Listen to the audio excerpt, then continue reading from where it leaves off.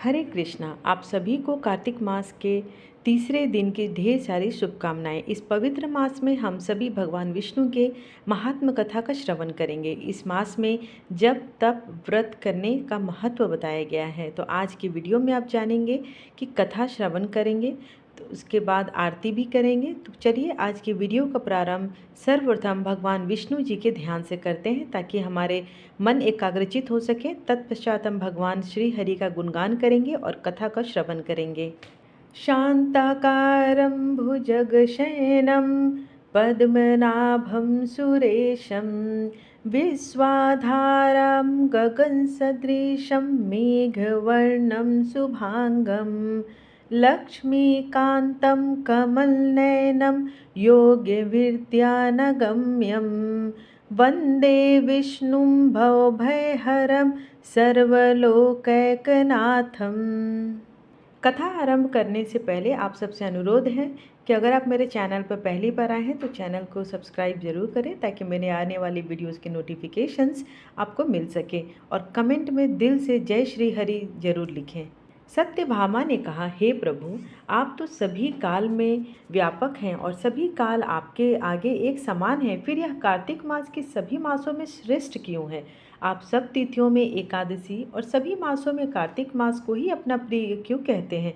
इसका कारण जानना चाहती हूँ। भगवान श्री कृष्ण ने कहा, हे भामिनी, तुमने बहुत उत्तम प्रश्न किया है। मैं तुम्हें इसका उत्तर देता हूँ, ध्यानपूर्वक सुनो। इसी प्रकार एक बार महाराज बेन के पुत्र राजा पृथु ने प्रश्न के उत्तर में देवऋषि नारद से प्रश्न किया था, और उसका उत्तर देते हुए नारद जी ने उसे कार्तिक मास की महिमा बताते हुए कहा, हे राजन, एक समय शंख नाम का एक राक्षस बहुत बलवान एवं अत्याचारी हो गया था। उसके अत्याचारों से तीनों लोकों में त्राही त्राही मच गई। उस शंखासुर ने स्वर्ग में निवास करने वाले देवताओं पर विजय प्राप्त कर इंद्रादि देवताओं एवं लोकपालों के अधिकारों को छीन लिया। उससे भयभीत होकर समस्त देवता अपने परिवार के सदस्यों के साथ सुमेरु पर्वत की गुफाओं में बहुत दिनों तक छिपे रहे। तत्पश्चात वे निश्चित होकर सुमेरु पर्वत की गुफाओं में ही रहने लगे।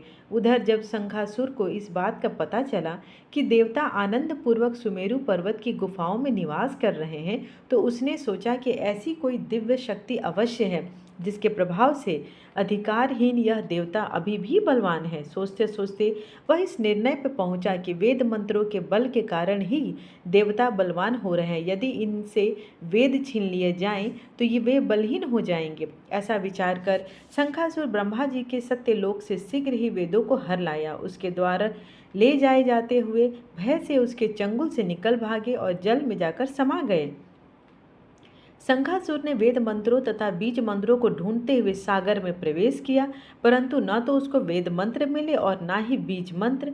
जब शंखासुर सागर से निराश होकर वापस लौट रहा था, उसमें ब्रह्मा जी पूजा की सामग्री लेकर सभी देवताओं के साथ भगवान विष्णु की शरण में पहुंचे और भगवान को गहरी निद्रा से जगाने के लिए गाने बजाने लगे और धूप गंध आदि से बारंबार उनका पूजन करने लगे। धूप दीप नैवेद्य आदि अर्पित किए जाने पर भगवान की निद्रा टूटी और वह देवताओं सहित ब्रह्मा जी को अपना पूजन करते हुए देखकर अति प्रसन्न हुए तथा कहने लगे, मैं आप लोगों के इस कीर्तन एवं मंगलाचारण से बहुत प्रसन्न हूँ। आप अपना अभीष्ट वरदान मांगिए, मैं अवश्य प्रदान करूँगा। जो मनुष्य आश्विन शुक्ल की एकादशी से देवोत्थान एकादशी तक ब्रह्म मुहूर्त में उठकर मेरी पूजा करेंगे, उन्हें तुम्हारी ही भांति मेरे प्रसन्न होने का कारण सुख की प्राप्ति होगी। आप लोग जो ये पाद्य अर्घ्य आचमन और जल आदि सामग्री मेरे लिए लाए हैं, वे अनंत गुणों वाली होकर आपका कल्याण करेगी। शंखासुर द्वारा हरे गए संपूर्ण वेद जल में स्थित हैं। मैं सागर पुत्र शंखासुर का वध करके उन वेदों को अभी लाए देता हूँ। आज से मंत्र बीज और वेदों सहित मैं प्रतिवर्ष कार्तिक मास में जल में विश्राम करूँगा। अब मैं मत्स्य का रूप धारण करके जल में जाता हूँ। तुम सब देवता भी मुनीश्वरों सहित मेरे साथ जल में आओ। इस कार्तिक मास में जो श्रेष्ठ मनुष्य प्रातःकाल स्नान करते हैं, वे सब यज्ञ के अवभृत स्नान द्वारा भली भांति नहा लेते हैं। हे देवेंद्र, कार्तिक मास में व्रत करने वालों को सब प्रकार से धन पुत्र पुत्री आदि देते रहना और उनकी सभी आपत्तियों से रक्षा करना। हे धनपति कुबेर, मेरी आज्ञा के अनुसार तुम उनके धन धान्य की वृद्धि करना, क्योंकि इस प्रकार का आचरण करने वाला मनुष्य मेरा रूप धारण करके जीवन मुक्त हो जाता है। जो मनुष्य जन्म से लेकर मृत्यु पर्यंत विधि पूर्वक इस उत्तम व्रत को करता है, वह आप लोगों का भी पूजनीय हो जाता है। कार्तिक शुक्ल पक्ष की एकादशी तिथि को तुम लोगों ने मुझे जगाया है, इसलिए यह तिथि मेरे लिए अत्यंत प्रीतिदायिनी और माननीय है। हे देवताओं, यह दोनों व्रत नियम पूर्वक करने से मनुष्य मेरा सानिध्य प्राप्त कर लेते हैं। इन व्रतों को करने से जो फल मिलता है वह अन्य किसी व्रत से नहीं मिलता। अतः प्रत्येक मनुष्य को सुखी और निरोग रहने के लिए कार्तिक महात्मा और एकादशी की कथा सुनते हुए नियमों का पालन करना चाहिए। इस प्रकार यह कथा समाप्त हुई। आइए भगवान विष्णु की आरती करते हैं। आज की आरती में माता तुलसी की आरती करेंगे, क्योंकि तुलसी का दल जो है भगवान विष्णु को अति प्रिय है।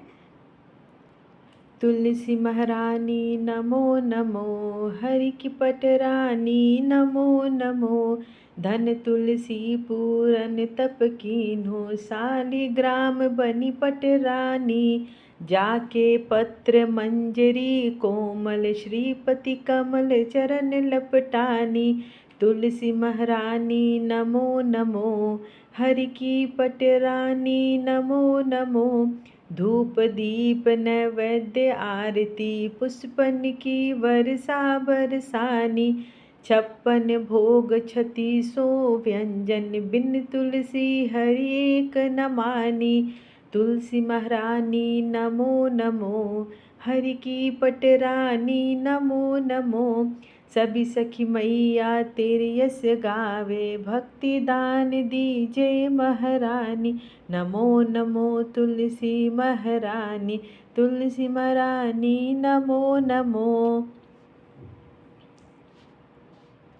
आज की कथा सुनने के लिए आप सभी भक्तजनों का बहुत बहुत धन्यवाद। ऐसा ही प्यार और सपोर्ट आगे भी करते रहें। धन्यवाद।